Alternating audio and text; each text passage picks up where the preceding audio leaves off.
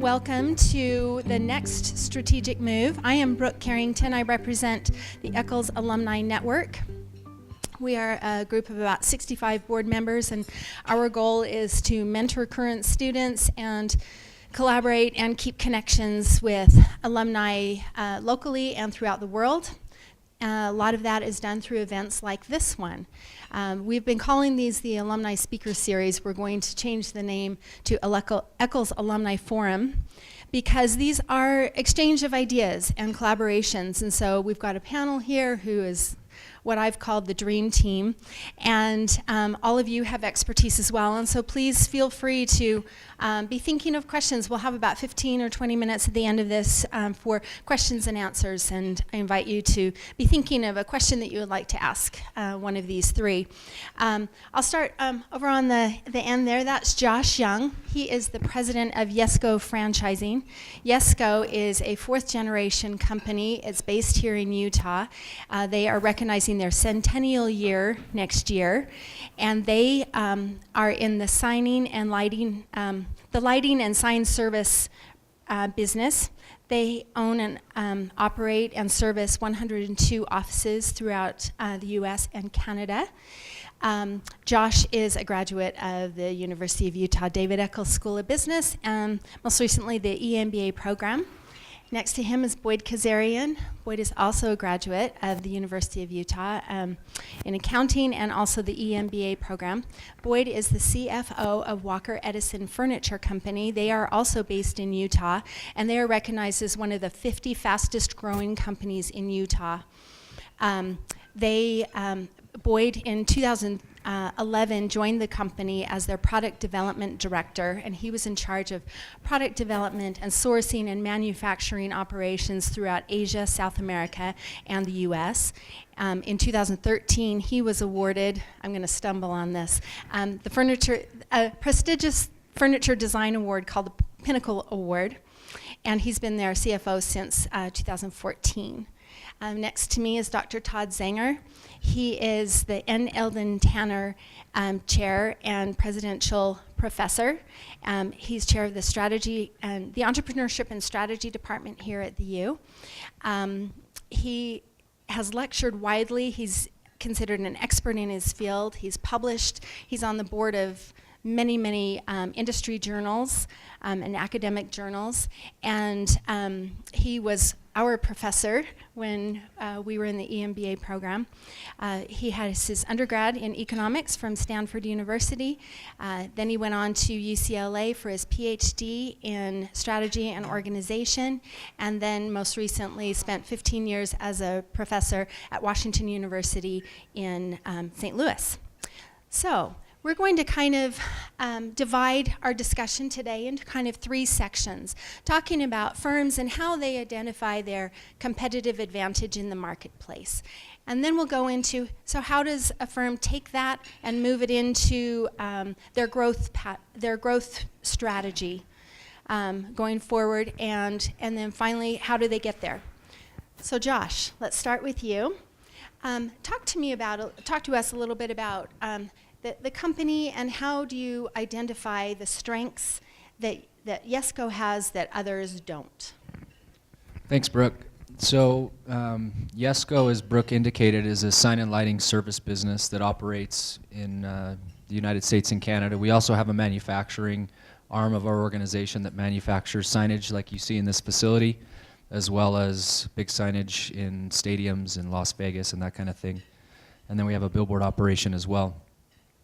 So when we look at our business, because of our history, because we've been in business for 99 years, a lot of our decision making is based on long-term strategy and where we envision the marketplace going, where we envision technology taking us, as well as what a lot of our customers are asking for. And most of our decision making is based off of how can we perpetuate our organization from today, 99 years, into the future. So we spend a lot of time focusing on business decisions that have maybe longer ROIs than other organizations because of our desire to want to perpetuate the organization into the future. Thank you. Boyd, let's ask you the same thing. How does Walker Edison view itself in the marketplace now? And what are the strengths that you have as a company that others don't have? Yeah, well, we're a younger business than YESCO. Business was founded in 2007, and so we're still pretty young and trying to make our place in the world and find that right niche for the company. But typically, we really identified the need of e-commerce wholesale distributors within the marketplace. As consumer spending has really turned to the e-commerce world, there's a huge need and market there. And so all of our decisions are generally based around how do we kind of fill that void within the marketplace.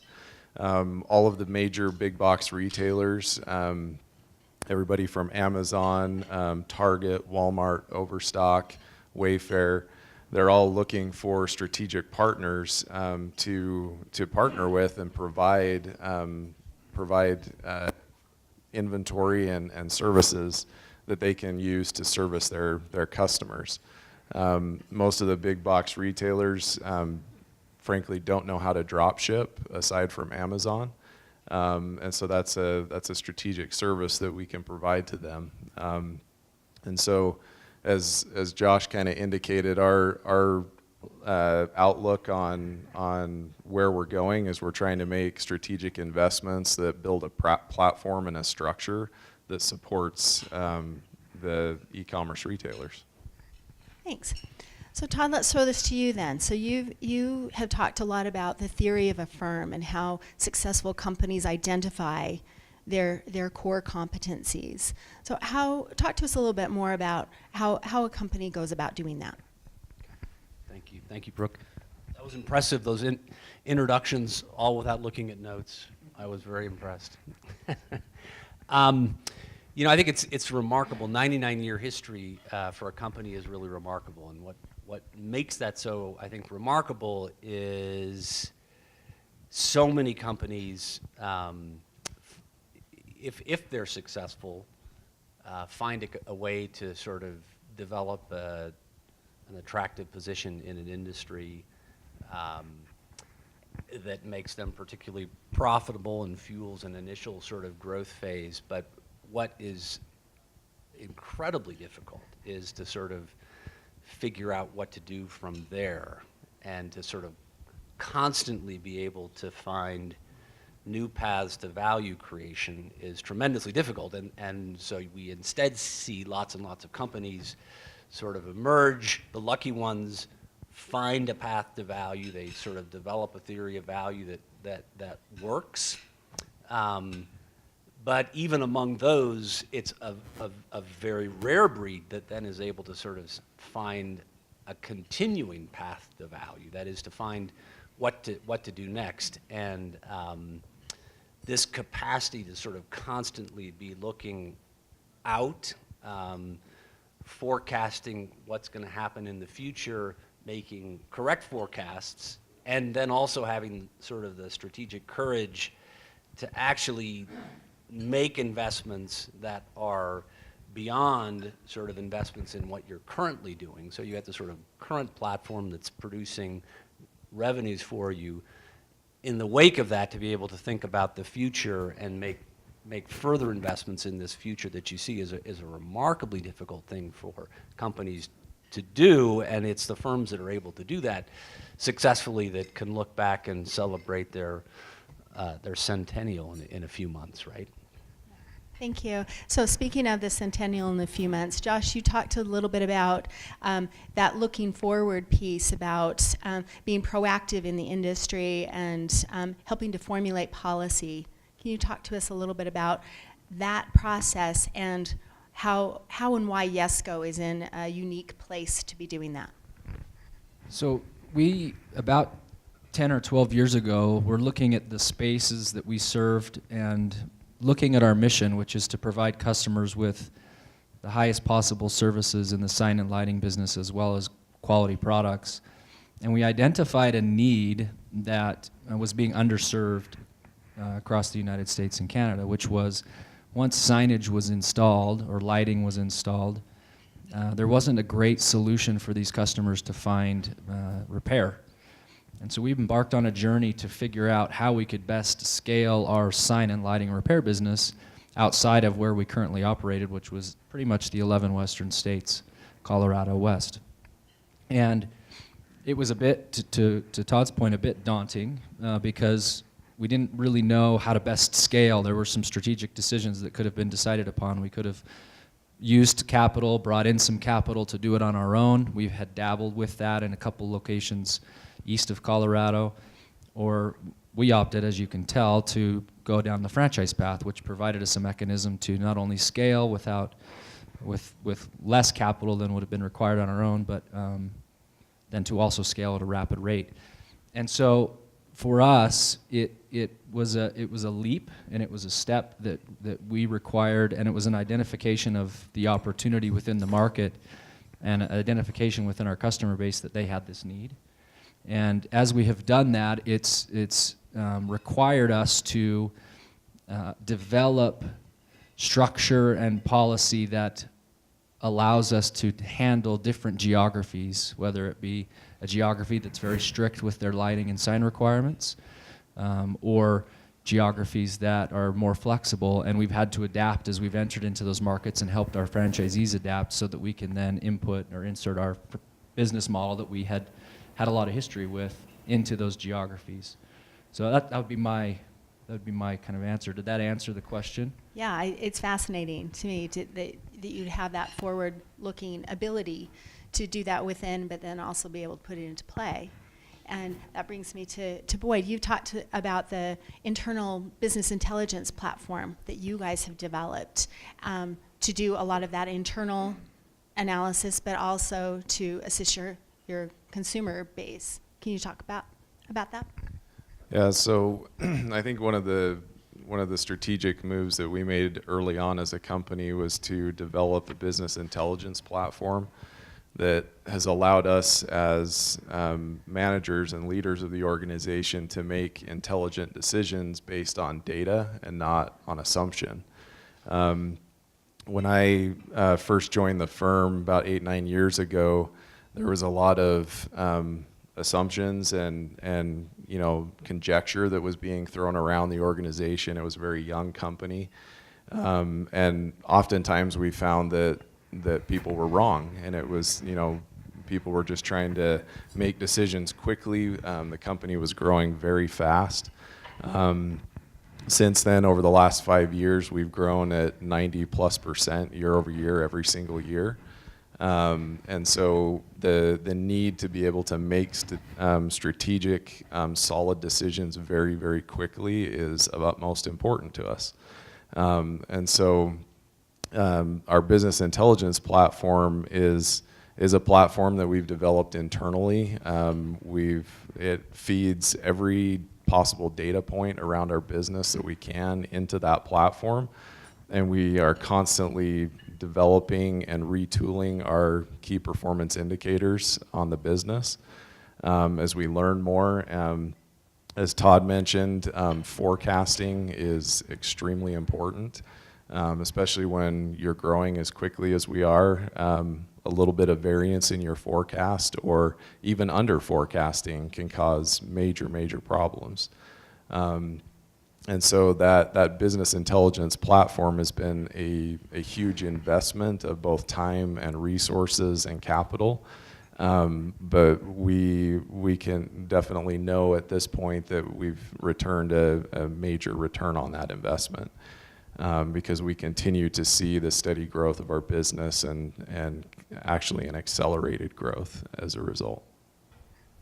Okay, so Todd, these two have described their growth in the midst of very different kinds of businesses, different industries, different attitudes toward that growth. Why is it so challenging for companies to decide what path to take to that creation of value? So, I think in these two examples, we heard two very different paths to sort of coming up with the path to value creation.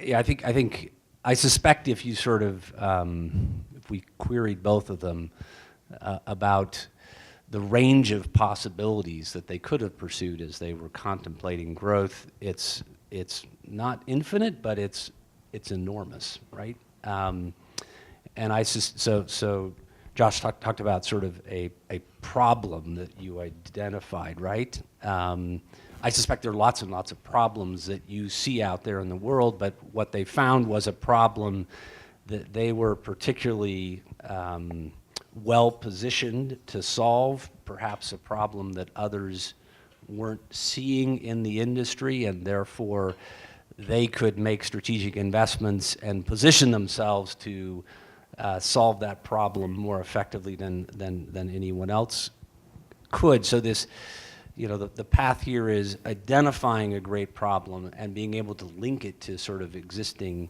capabilities that one already possesses in order to pursue that. And then in Boyd's illustration here, it appears that you sort of identified a unique capability that others, I presume, in the industry did not have. That is, you're competing with all kinds of other operations that are also trying to introduce furniture solutions to these same customers. And your theory of value here is, I presume, that if we invest in this intelligence source, giving us better information about tastes and trends and what our higher end competitors are doing, or whatever it might be, that it will feed us better information that will enable us to make better decisions. It's a novel sort of theory and set of beliefs about how to create value that you didn't know at the time you sort of took them up, but you had a hunch, and were willing to sort of make investments and a bet based on that theory, right? So based on that theory and that creating that value, being able to drop ship and respond so quickly, Boyd, why don't you talk to us a little bit about reducing the risk, and as you are in our previous conversations talking about the challenges that your company has faced when external forces come into play, like the strike on the docks in the ports in California, et cetera. Yeah, well, I think a unique aspect of our business and what we are providing online retailers is we basically manage the entire supply chain for these online retailers. So we're designing the product in-house, developing it, sourcing it overseas, and then logistically supplying that product to the retailer and ultimately the end consumer. When you go on to Amazon's website or Target or Walmart and you purchase a piece of furniture, that order comes to our company and we then ship that order directly to you. So in the complexities of that entire supply line, we're talking about logistically a lot to manage, and that's why really our business intelligence platform has kind of set us apart from a lot of other providers in the industry, because we can provide a seamless integrated service and platform for the e-commerce retailers. A lot of the other partners that work with the retailers will master kind of one piece of that logistics supply line puzzle, but we can provide the entire platform, and so we've found that to be strategically valuable. But it also does pose a lot of issues, and there is a lot of risk. Most recently, the tariffs that were enacted with China impacted us. We had to do some negotiating with our suppliers in China. Other issues that we face are port strikes. A couple of years ago, actually when I was in the EMBA program here, we had a port strike on the West Coast that basically shut down the West Coast port and everything coming through that port for several months. And we actually got to a point in the business where our CEO and I and another owner of the business sat down and started making a list of who we were going to keep and who we were going to lay off. Luckily, the strike subsided and we were able to continue with our business, but that taught us a very valuable lesson about diversification of our supply line and you know, how we were going to try and mitigate those types of risks. And so the last several years, we've made strategic moves to bring in product from the East Coast, from the Gulf of Mexico. We even have options in Canada now. We just opened an office in London. We'll be opening an office in Germany in the next 6 months to diversify our opportunities and the service we can provide to the European market. And then even on the sourcing side, primarily our sourcing has been in China. We've diversified to Vietnam, Malaysia, Indonesia, India, Brazil, Mexico, and really kind of spread our organization across the world. And we've found that that has given us a lot of flexibility and scalability in our operation, to the point now where our customers, the online retailers, are seeing a lot of value from that proposition that we have for them. And just as an example, we grew 180% year over year with Wayfair last year. We've grown 60 to 90% with all of our other top 10 customers in the last 24 months. And so they're perceiving a great value in this platform that we're providing. And also about 12 months ago, we rebranded the business from Walker Edison Furniture Company to just Walker Edison. And we are now sourcing products in the home goods sector, but outside of furniture. And that has brought a lot of value to the retailers as well. And now they're coming to us asking for, you know, for any sort of product that you would see in home decor, lighting, bedroom, anything of that nature in the home goods sector. Wonderful. So Josh, along that line about diversification, supply chain and things like that, I would think that some of those might come into play in your company. But as Boyd has talked about controlling and sourcing those things, you might have a little different take on it. And I would wonder the challenges and the benefits that you see in your franchise, because you have a vast set of different franchisees who have different geographies and different challenges that they have come into. How do you, as an organization, create that brand awareness and control that while allowing those differences to exist? Yes, so it's a great question, Brooke. I kind of look at that in two categories. We've got the localized challenges that are dealt to the franchisee, creating the brand awareness, and then, you know, where they're sourcing products and that kind of thing, and then corporately how we're supporting that. So from a corporate standpoint, we're working very closely with vendors, and we've done a lot of what Boyd and his company has done, which is diversify where we're sourcing products and where they're coming in, so that we have access. And it can't just be a single point, because we have offices spread out all over, and so we need to be able to have distribution points across the United States, and we've aligned ourselves with vendors that have those capabilities and have that ability to get us product in a timely fashion. So that's one thing that we do on the corporate level. And then awareness in the marketplace, the branding and the efforts to create market presence is really focused locally. You know, we're very much a local business, and that was part of the challenge that we were trying to address when we launched this program, which was how can we ingrain into the local community. And so we've had a lot of success with a program that we developed called Sign Patrol. And Sign Patrol is a program where we actually go out into the community and we identify outages, sign and lighting outages for our customers.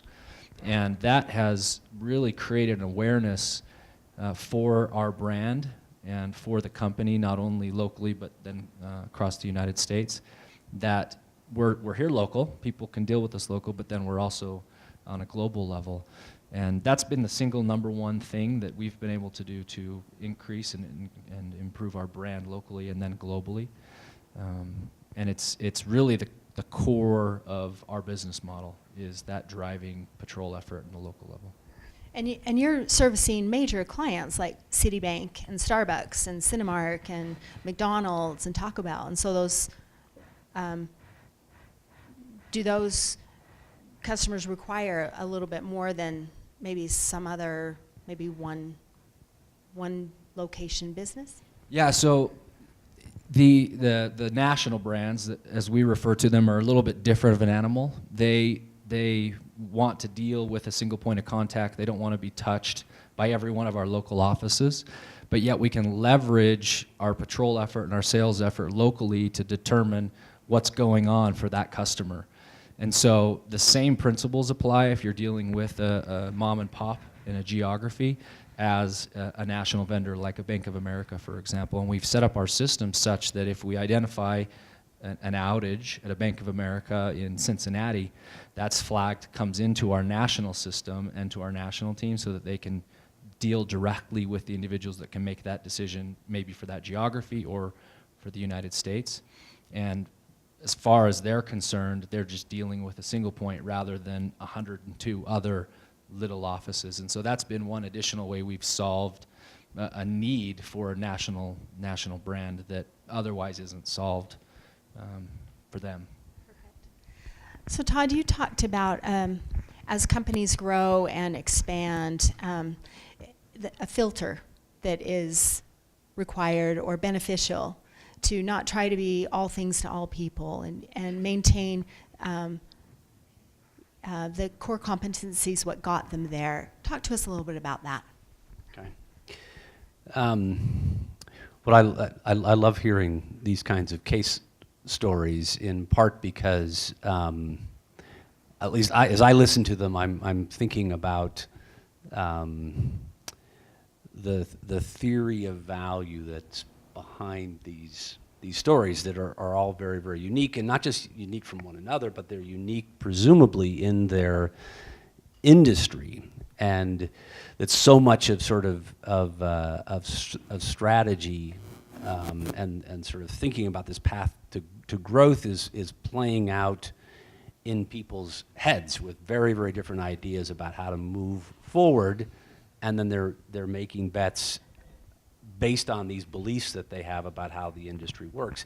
And one of the, I think, most valuable filters in terms of developing this theory about what to do, what kind of growth path to pursue, should you diversify,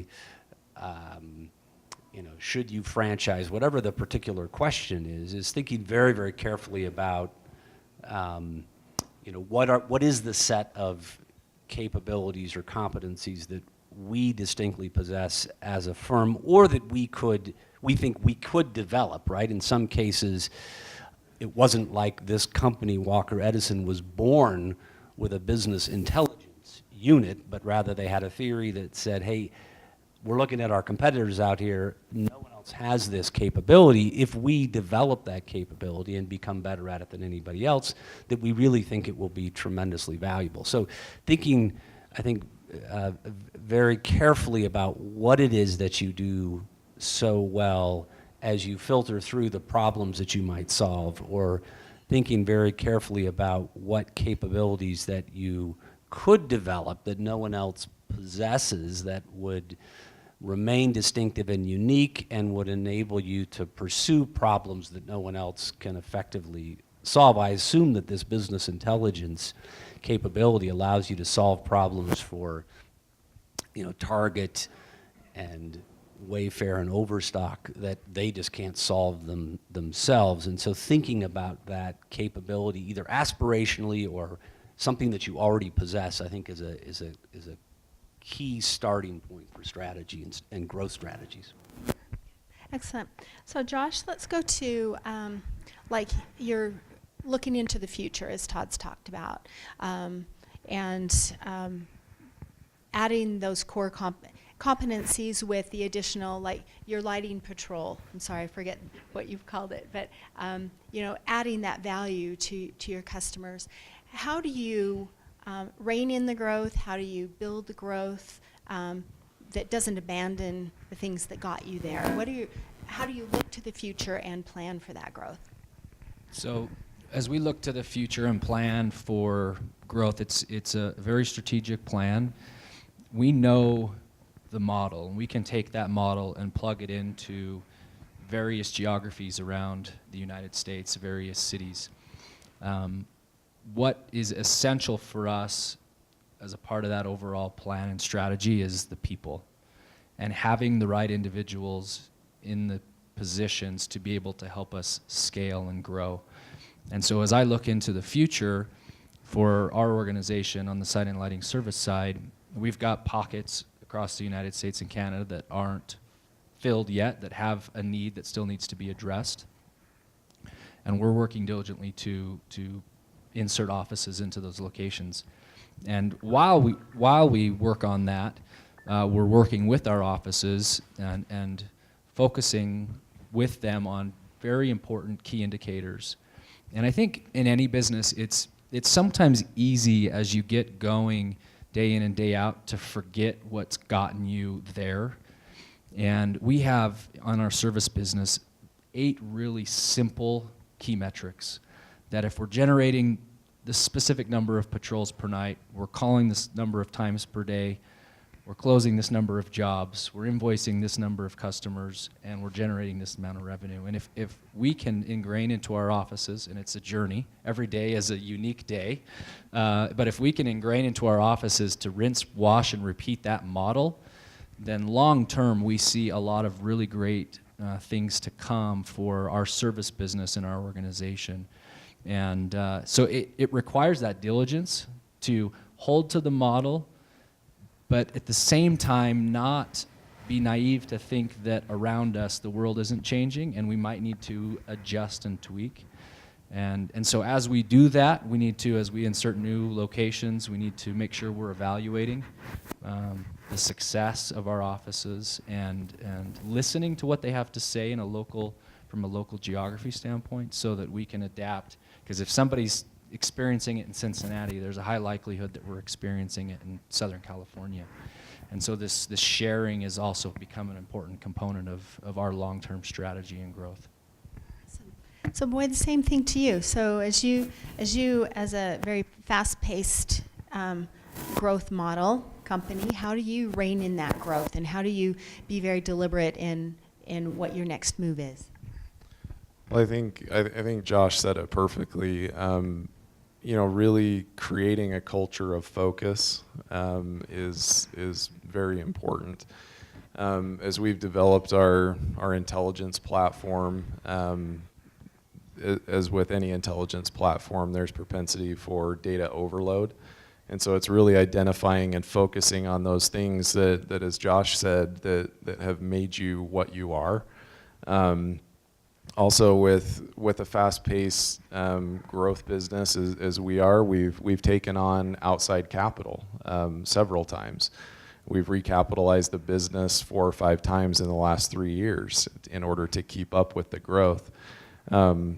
We have a culture of not reining in the growth.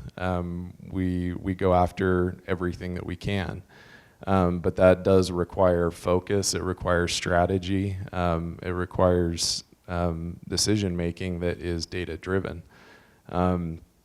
As we've taken on capital, part of that capital has been through private equity investors. And there's been the push by those investors, new people at the table, to try and take on new opportunities and to try and branch out the business into other channels or roads that we hadn't thought about before. We've been pressured many times to try and take our e-commerce focus to brick and mortar. When you have a portfolio of customers like we have, we service all of the major big box retailers in the country. It's very tempting to try and have the conversation with them to put our products in their brick and mortar stores, because the volumes are so much bigger than e-commerce right now. But that strategically has not been a move that we've taken on, because we realize the value and what's ahead of us in the e-commerce platform. And we also have grown and developed and understand now more than ever the differences between a brick and mortar wholesale operation and an e-commerce wholesale operation. And so we've chosen as a leadership group, again, sometimes to the chagrin of some of our investors, to stay the course in e-com, and we pride ourselves in being an e-com business.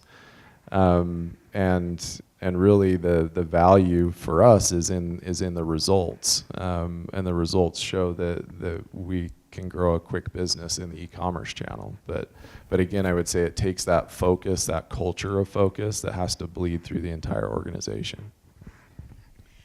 Can I just respond to that? So these are great illustrations of I think one of the most difficult principles in strategy, which is saying no, right? So the customer is going to try to drag you, or it could be investors in this case, they're going to try to drag you into every possible growth platform. Their job, though, is not to think about the theory of value. Their job is not to put together this filter. You're being paid as an organization to think carefully about where is it that we can win, where is it that we can actually be profitable in pursuing growth. And the customers, that is not what the customer is concerned about. The customer just likes you and wants you to go wherever they want to take you. And that is a really bad way to pursue growth. One wants to be focused, disciplined, think very carefully about what are the problems out there that we are uniquely positioned to solve, or where we have distinctive capabilities or are consistent, in this case, with our conception of the future, which is brick and mortar is not where it's at. And yeah, we could go pursue that in the short run, but in the long run, we think the space is e-commerce. We want to deepen our position there. That's a strategic bet. It's consistent with their theory about the future and their theory of growth. But being disciplined enough to sort of say no to where customers want to drag you is extraordinarily difficult. Especially when they hold the pocketbook. So speaking of the pocketbook, how do we fund all of this? You know, Josh, you've got some unique insights about how YESCO has funded its operations. Talk to us a little bit about those discussions that you all have. Yeah, we'll be a bit unique. Probably there's going to be some stark differences between YESCO and Walker Edison. Given our history, we've used bank debt and bank capital over the years to drive our growth. Over the last 5 or 6 years, we've strategically positioned our company to be out of debt and to drive and make decisions for growth based off of the reserves that we have available to us. We'll continue to use bank debt, but our objective is to maintain reserves such that we can be essentially net out of debt. And so a lot of our strategic growth might be hampered to some degree with the longer-term vision of making certain that our organization is set up for stability in the short term as well as the long term. And so that's part of the reason we went down the franchise path, was the ability to leverage other people's capital to scale, to provide them an opportunity to scale, and provide them a model for them to grow their business while not having to have a significant amount of capital outlay to allow that scale to occur. So for us moving into the future, we'll be focused on our strategic reserve and the available cash that we have, and make decisions based off of our growth decisions based off of that available capital. So Boyd, thank you. So talk to us a little bit about your company and the experiences it's had with different kinds of funding sources. Yeah, I mean, as I mentioned, we're in a little bit different phase of our business life than Josh and YESCO. We're obviously in a very fast growth phase, and we've made the decision that we want to take the opportunity that's in front of us and continue to penetrate the market opportunity that we have.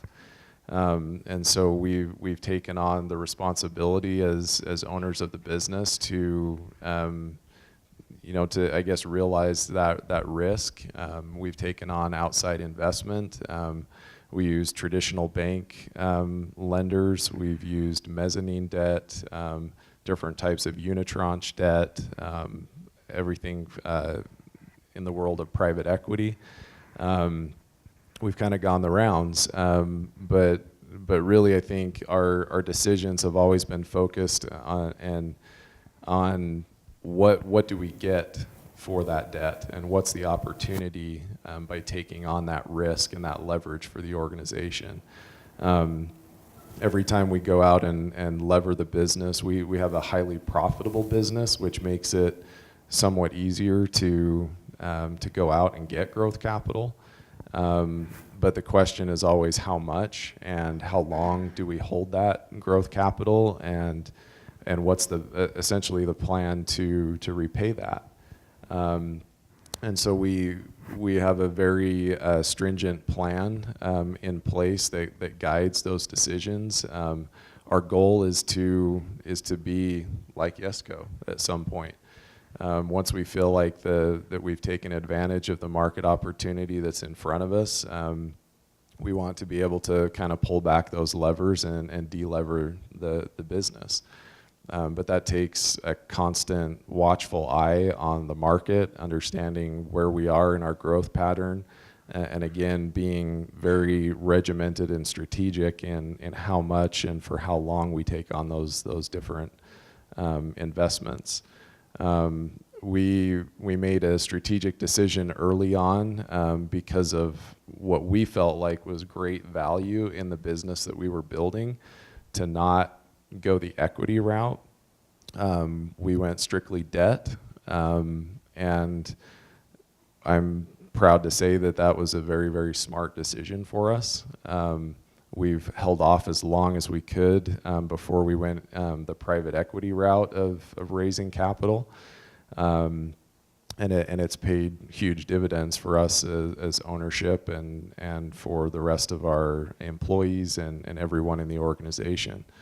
And then I think I would want to probably speak to as well that when equity becomes a consideration for raising capital, picking your partner is probably the most important decision that you'll ever make as a business owner. That partnership is it's either going to make or break you, and so we've learned from those opportunities, and we've been able to pick some very good partners that have helped us to continue the growth and see our vision, and we've been able to align the growth vision for the organization.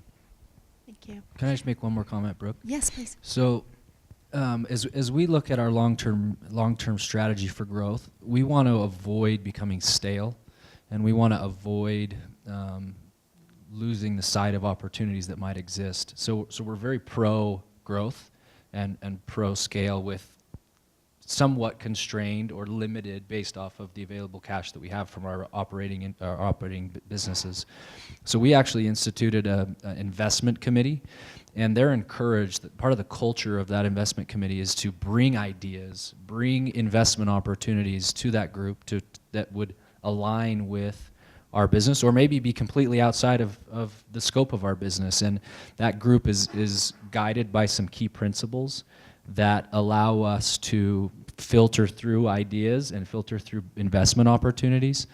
And I think so. My point in bringing that up is it's critical, particularly for our organization, given our 99-year history, that we don't squash that potential, and we don't put horse blinders on to think that because we're relying on our own capital to grow, we can't look at additional opportunities. And that's been a really important thing for us, to have that investment committee. And we've got some younger individuals on the investment committee, and we've got some individuals that have been around the organization for 40, 50, 60 years.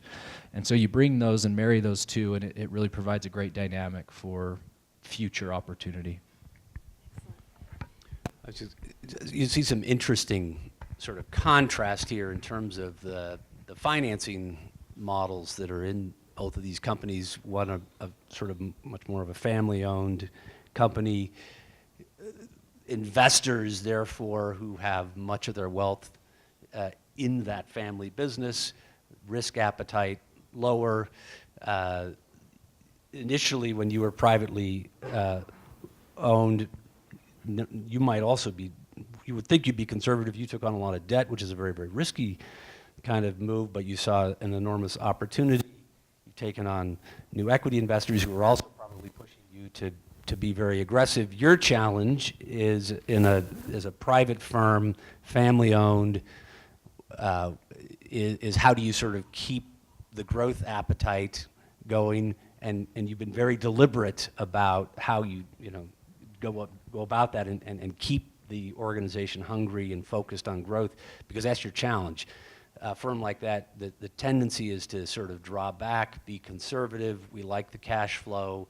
We're not really going to be a growth business, and yet you've addressed that, which is why you're about to celebrate 100 years, right? Because if you don't do that, it kind of gets bought out or just collapses and dies. You've been able to avoid that. Your future has yet to be written, but you'll face that same challenge some point in the future. I'm not sure your investors will let you sit back and sort of become more conservative, right? Unless you get different investors probably than you currently have. So there is this sort of interplay between the types of investors that you have and the types of strategies that they're going to push you to have, and finding this right match between those investors and the strategies that you have is a critical exercise. Yeah, I think if I can just add one thing, understanding what your sustainable growth rate is as a company is really probably one of the most important things that you need to understand from a financial perspective. Few years ago when I was I saw Brad walk in. When I was sitting in Brad's class in the EMBA program, we were talking about sustainable growth rates. And Brad threw up on the slide one day several different things. If you see this in your organization, if you see that in your organization, if you see this, those are kind of red flags that you're probably growing faster than what your capital structure can sustain. At the time, I was not the CFO of our company, and I pondered on that class very deeply for several weeks before I finally took it to the president of our company, and I just said, hey, I was sitting in this EMBA class, and here's some thoughts for you. And we talked about it, and he said, well, why don't you dig into that and let's look at it. Prior to that, our company was a family-owned business. It was more of a lifestyle business. It was a father and son that owned the whole company, and the son had a strong desire to grow the business and to grow it quickly, saw the market opportunity, and the dad was more oriented towards retirement. He was doing well with the company and taking home a nice paycheck, and he was satisfied with kind of where things were at. But that really was kind of a pivot point for us as an organization, because we had to decide, were we going to maintain a family-owned lifestyle type business, or were we going to be a growth organization? And ultimately what that led to was some long, deep conversations as leadership to understand that vision. And we ultimately bought out the father in a recapitalization. And as a result of that, we knew what path we were on at that point. And that really has kind of guided our capital structure since then. But we do fully understand the risks that we've taken on, but really it's balanced with the opportunity that is in front of us. And so we're constantly looking at that and making decisions based on the availability of that opportunity in front of us. Thank you. Let's open this up for a couple of questions. We have about 12 minutes left. Tracy's got a microphone. By the way, thank you to Tracy. She's the nuts and bolts of the logistics that bring us together here today, so a big shout out to her. We are recording this, so if you would please use the microphone so it will pick up your question. We have time for probably 2 or 3 questions. Over here.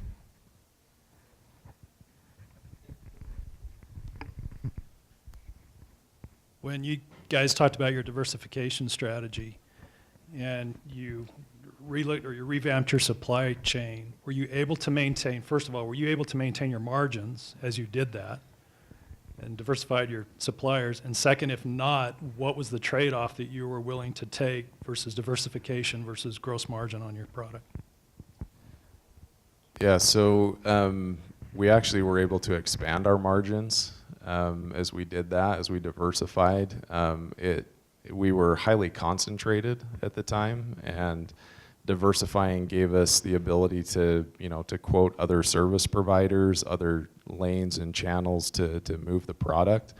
And it also gave us opportunity to tap into economies of scale. So it led to an opportunity as a business and organization to rethink our supply line. Really what we had established up to that point was based on need, and being a young business, it was just kind of had to get the supply line in place. But we were able to take advantage and actually expand our margins, and we continue to expand our margins as we grow as an organization, taking advantage of volumes and economies of scale. So just quickly on our side, as we've expanded those supply lines, particularly in the lighting space, our margins have also increased, but really because of one important component, and that is our volumes increased.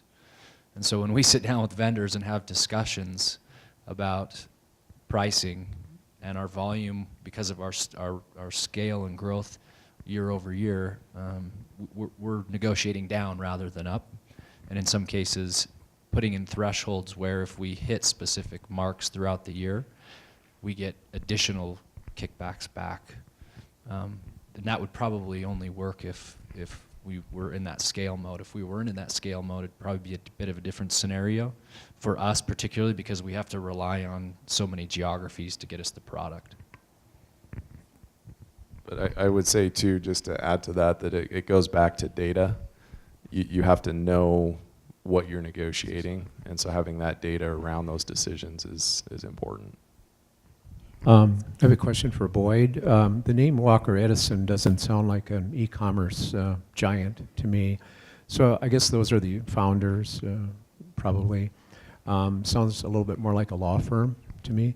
Yeah. So my question is, have you ever, and you've been hugely successful, congratulations, have you ever considered like rebranding into something that was more descriptive of your business model? Thank you. Yeah, we've looked at that quite a few times. The name actually is it's the middle names of the two original founders, the father and son. They were looking for a name, and we're about to spend $10,000 on a domain name, and they were out on the golf course at the time, and the father looked at the son and said, "Well, wait a minute. I hate my middle name, you hate your middle name, but you put them together and they sound like a law firm." So it's funny that you said it. It sounds like a law firm. But they felt like that it had some legacy to the name, lended some credibility early on in the business. And yes, we have looked at rebranding, but for us, our model and the brand that we carry is more in the wholesale sense of branding.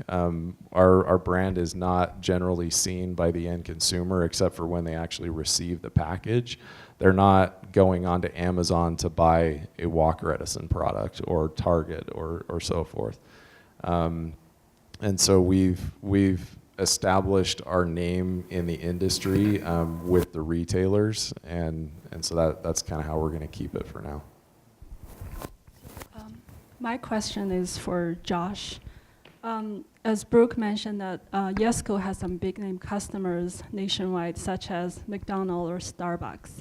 And both these two companies have expanded very successfully internationally.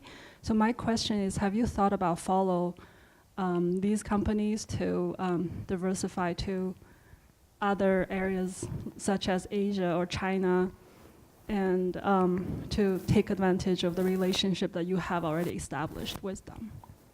Great question, Jenny. Thanks so much. We actually are looking right now at expansion into English-speaking markets. We're in some discussions with the UK, some folks in the UK, to take our model and expand it over there. We've also looked at Australia.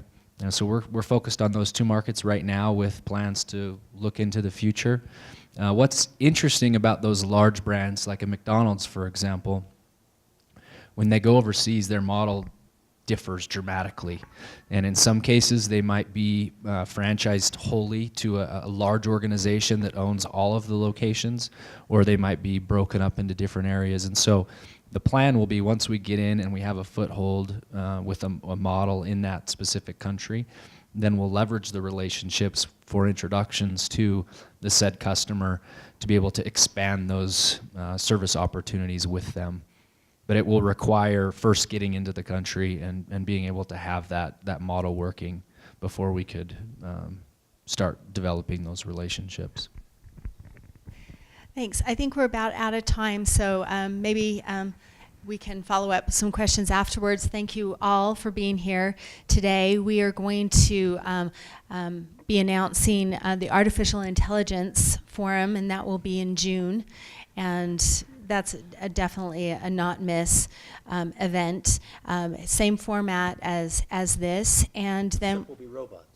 we will all be robots in costume, and then in the fall we'll have to kind of keep the conversation fluid. We'll have a capital raise event, so we'll have industry professionals talking about their experience about raising capital and the challenges and benefits of that. And then also next year we're working on something about outdoor retailing and just some really fun things that will come up. We are rebranding as Eccles Alumni Forums, and thanks very much to our panelists who are here today. I'm just so pleased that we got these three together again, and to share your expertise with us. Thanks very much, and thanks to you for coming.